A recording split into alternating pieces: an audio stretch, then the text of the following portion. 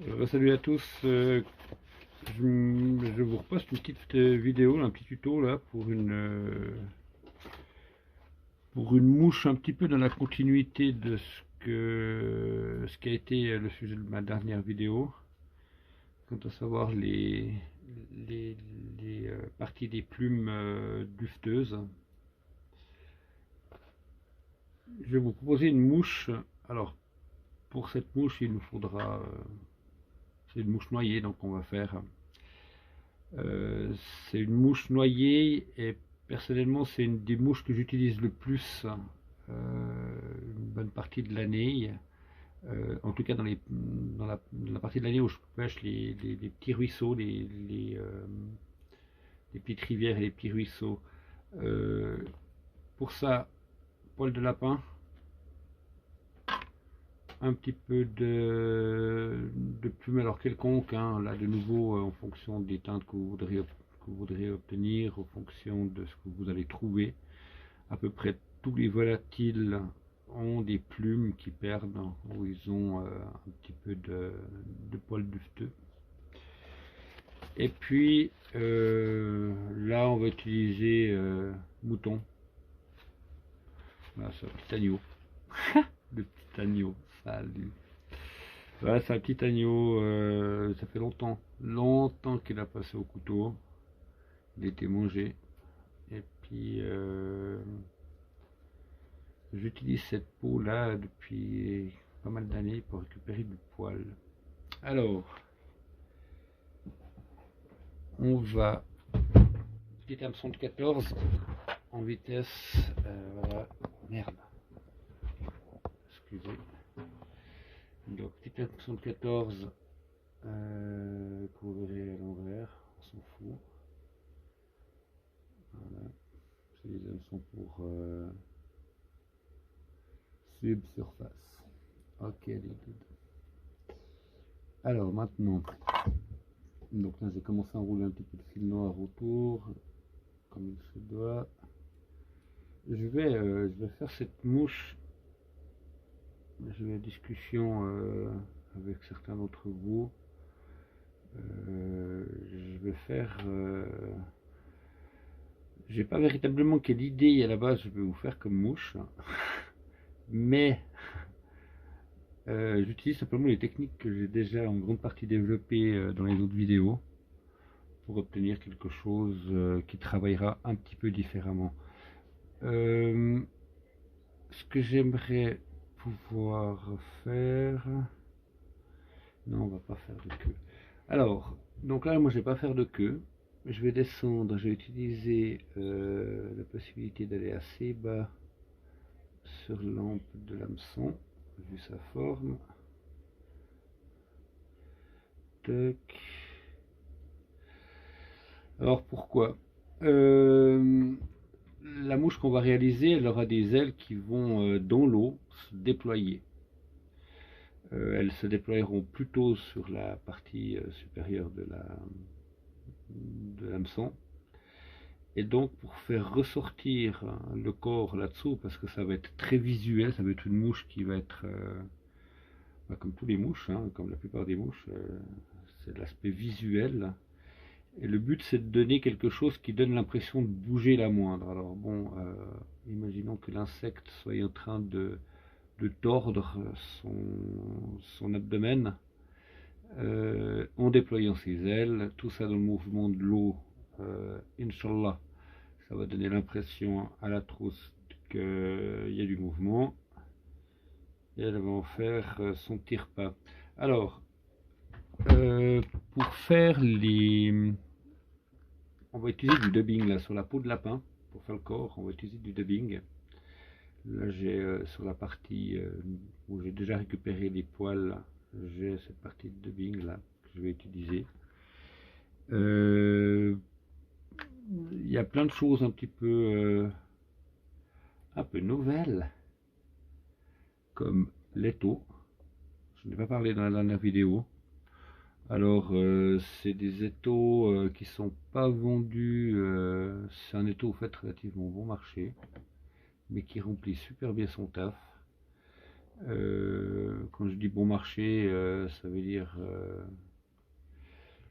dire bien moins de 100 balles, plutôt autour des 40-50 balles, mais qui remplissent très très bien leur affaire. Et je crois qu'ils vendent la même confection, exactement la même confection, sous le nom d'une marque, je ne me rappelle plus laquelle, et qu'ils sont vendus bien plus cher que ça. Alors après, bien sûr que ça ne fera pas marcher des petites échoppes et les petits magasins, j'en conviens complètement. Je passe par ce genre de réseau de façon très parcimonieuse personnellement, et je crois qu'on va pas commencer un débat là autour parce que c'est un débat qui est très subjectif et très compliqué. Donc, j'utilise aussi un petit peu. Ça, c'est un petit peu, c'est de la poix de sapin en fait. En faisant le bois, comme je travaille beaucoup le sapin, bah, il y a souvent des poches de résine. J'en prends un petit peu généralement comme ça. Maintenant, j'ai pris cette habitude.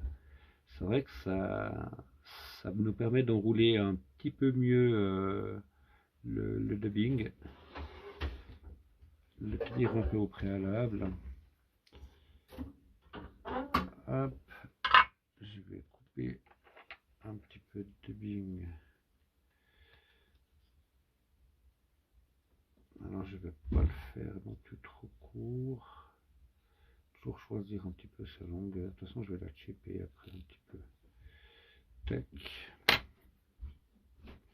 Comme d'habitude, on en coupe bien assez. Hop. Alors, d'abord, on dispose un petit peu. On va regarder si on voyait bien sur la caméra. On dispose un petit peu tout le long. Ça se colle, c'est ça qui est bien.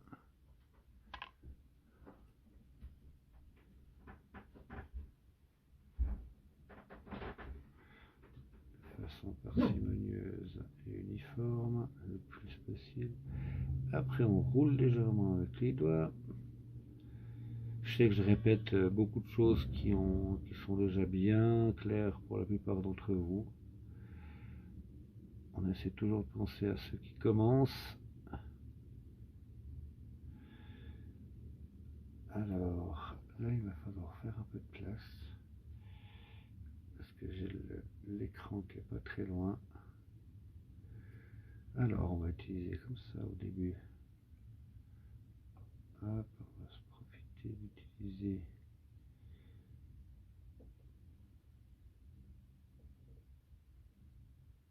alors, la mouche noyée, elle peut être plombée, elle peut ne pas l'être, mais dans la réalisation, on va être peu regardant sur l'aspect de flottaison, ce qui nous permet d'avoir une grande liberté de confection, quelque part. Alors, là, on va s'arrêter par là. Laisser un peu de place pour la construction devant. Un petit tour. Le surplus, je le dégage. Il y en a toujours en trop, souvent en trop. Juste bien ficeler le final, le finish. Là, tac, là j'ai. Oh pardon, je touche l'écran à chaque fois avec le. Si je raccourcissais un peu. Là je raccourcis un peu, c'est mieux. Tac. Maintenant, ça on le fera par la suite. C'est un petit peu réduire ou pas, hein, maintenant c'est selon les préférences. Réduire un tout petit peu le corps.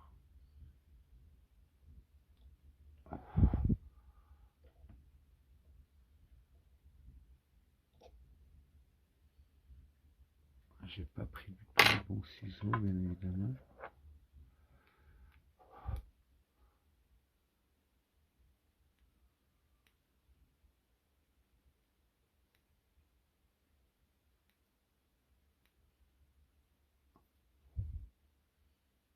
là. Alors,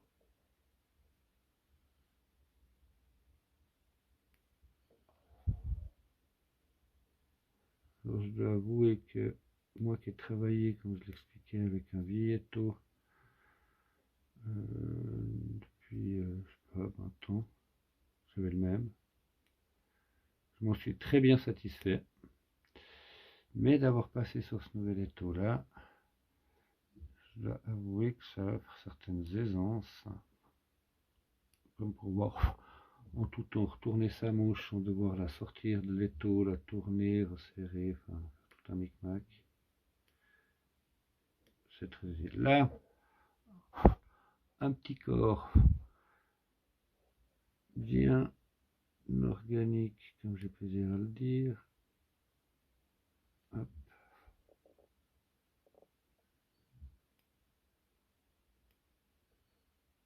Là, maintenant,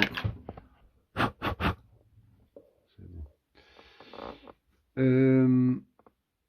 On va y placer là-dessus un jeu d'ailes. Alors, pour le jeu d'ailes, laissez bien de la place, là, en tout cas au début, quand vous commencez la confection des mouches, laissez bien assez de place, parce qu'on est très vite serré contre l'œillet. Pour nos petites ailes, alors j'avais le choix, que j'avais vu, enfin j'avais choisi, ou ça, ou je sais pas où elle est passée. On va faire avec ça. Ça va faire une mouche assez claire. J'aurais voulu une mouche un petit peu plus foncée. Alors ça va être là. On va choisir, dans le stock. Laissez-moi redescendre au stock, je remonte. Là voilà. Ouais. Donc là ça nous donne une couleur un peu brune, même carrément brune. Je vais enlever au préalable toujours une petite rangée plus courte au départ, puis après on a très souvent des berbes pendant un petit moment qui sont à peu près toutes la même longueur. Et cette partie là. Donc ça, comme je l'ai montré dans la précédente vidéo, on va prendre un petit lot de tout ça, quitte à faire en 2 fois, hein, si jamais. C'est aussi tout à fait faisable.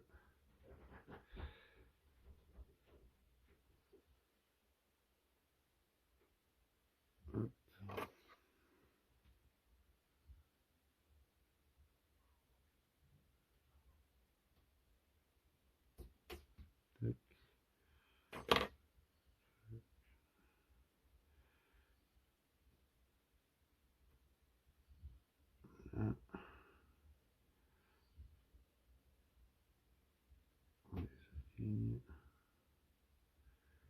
Voilà. Alors, on peut les faire, parce que le but ça va être de faire 2 ailes avec ça. On peut très bien les faire l'une et l'autre séparées. Ça veut dire que je viens poser une première aile, on pose une deuxième, on les ligature bien séparées. Alors on va faire de cette façon là. Autrement on peut aussi faire d'un seul gros toupet qu'on sépare en deux en ligaturant. Là on va partir sur ce principe là. Faites bien attention de bien régler la longueur de vos ailes. Ça sert à rien de faire trop court, mais ça sert à rien de faire trop long non plus, bien évidemment. Il y a une espèce de juste milieu à trouver pour qu'il y ait un bon déploiement. Donc, à peu près de nouveau au milieu de la distance qui vous reste, hein, sur l'ampe, hein, qui n'est encore pas travaillé. Vous allez poser votre première aile.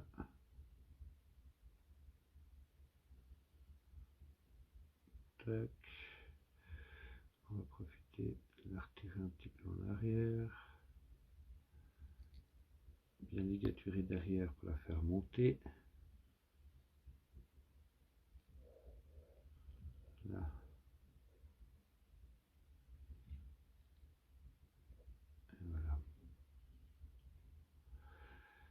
l'excédent là,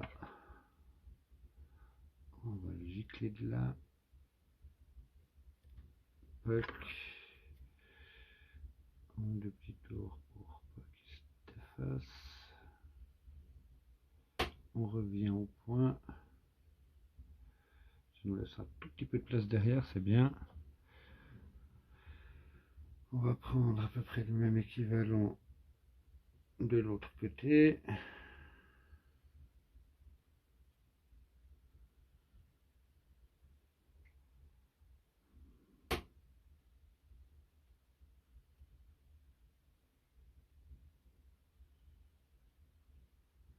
Allez. Ce genre d'opération, ça sert à rien de se stresser. Si vous faites vos mouches en étant pressé, allez faire ce qui vous presse et revenez faire vos mouches.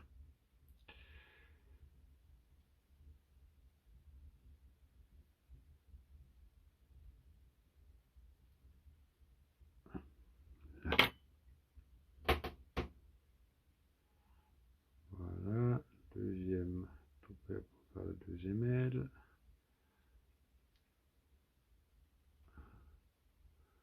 Tac, alors on va régler la même distance.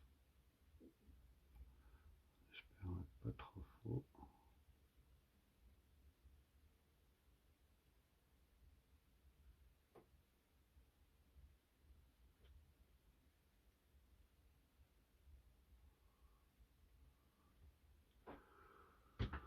Alors voyons voir.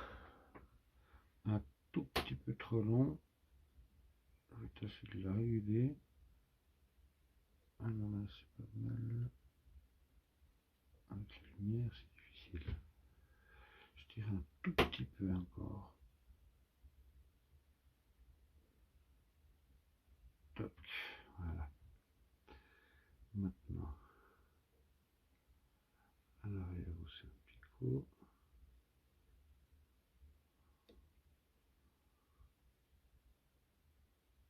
Allez.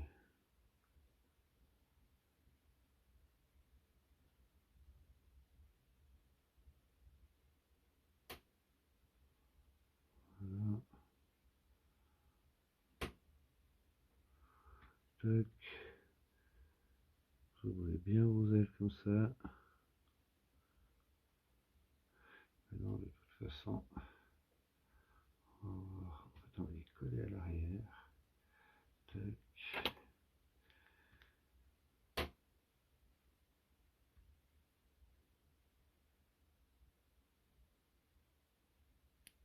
Voilà.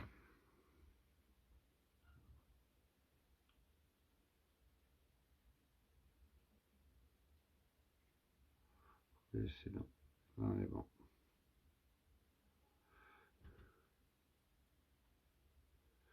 Ça, ces deux petites ailes là, au vu de la position que vous allez leur donner par ligature, dans l'eau, elles se déploieront quasiment exactement sous cette forme-là.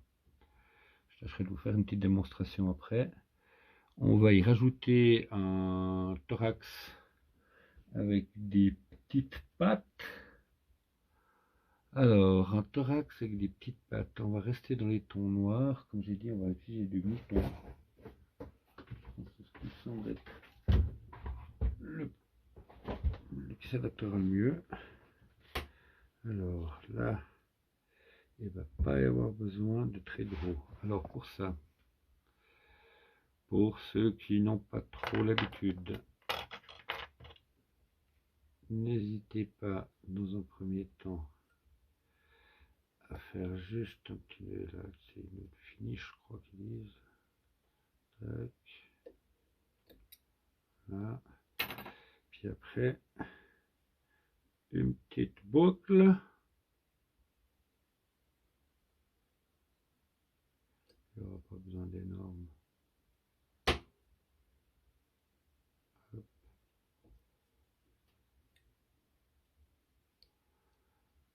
Là. On va faire un petit twistage. On va mettre juste avec ce système-là. Ok. Alors, un petit peu de poilasse noir, c'est possible. Alors, où est-ce que j'ai pas que du noir dessus, je n'ai qu'un tout petit peu, je vais même peut-être prendre un peu clair. Non.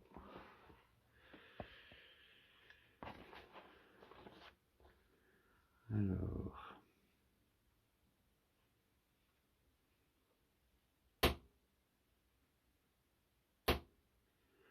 Tac, tac, sachant qu'on égalise.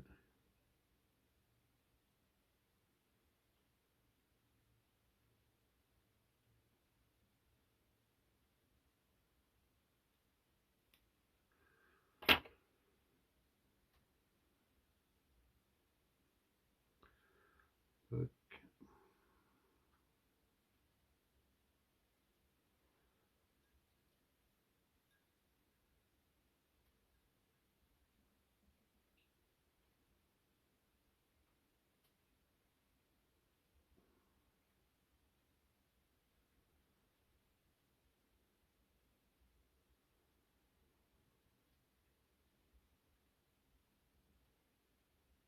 C'est mal mon palpitant.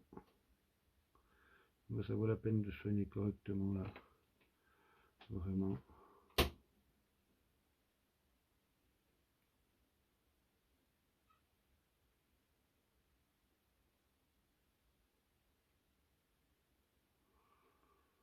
Là.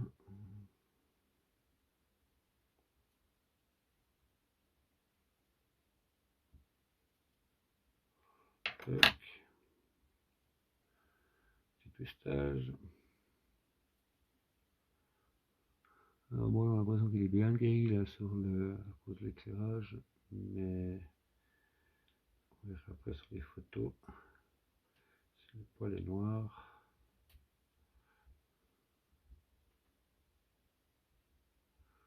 Là.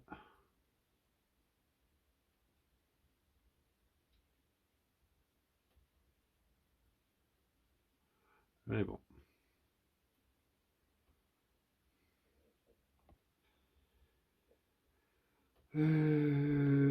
On va juste faire ça. Oh là là, fallait pas faire comme ça. Grave erreur.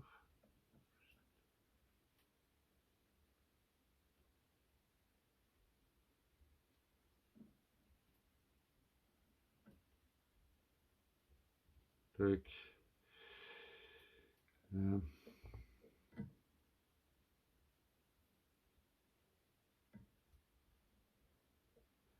Il va m'embêter.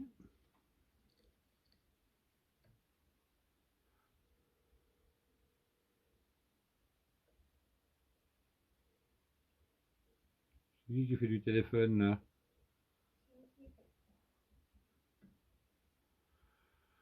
Alors pour moi c'est un petit peu nouveau d'utiliser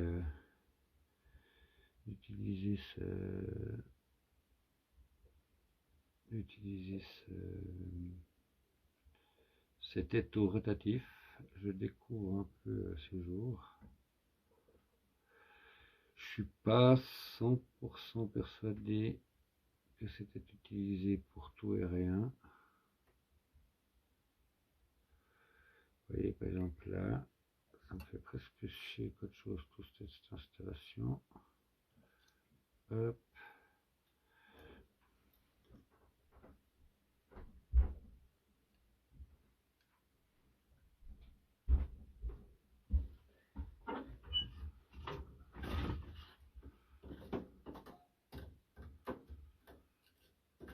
Hop.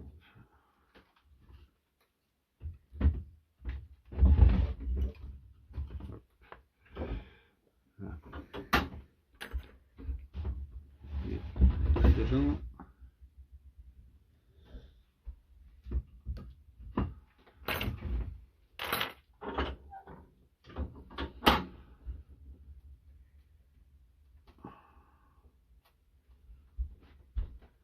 J'ai pas la lumière du bon côté. Finir la ligature. Tac. Un petit tube.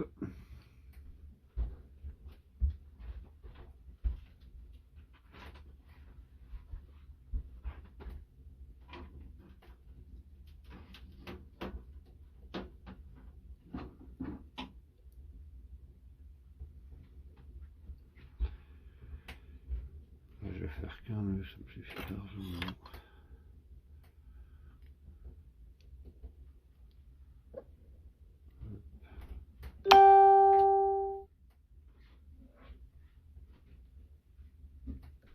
Lumière à la bonne place.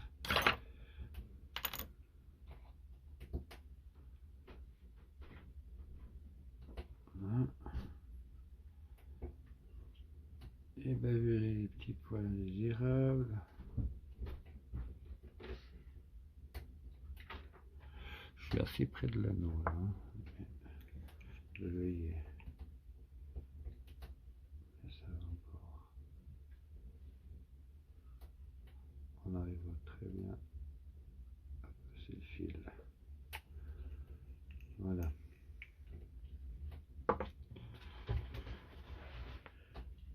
Laissez sécher 2 secondes.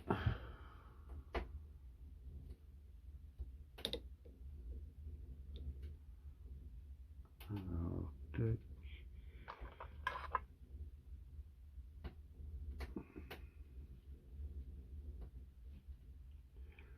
Toujours aux petites mouches, bien évidemment. Je pense qu'on le fait tous. On lui fait une petite coupe, mais il n'y a pas grand chose à retoucher là pour moi. Ça va pas mal.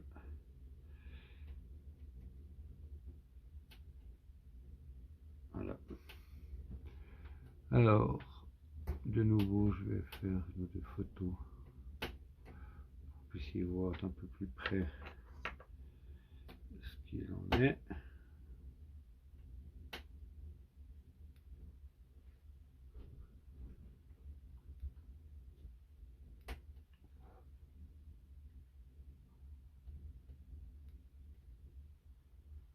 Mais elle est où?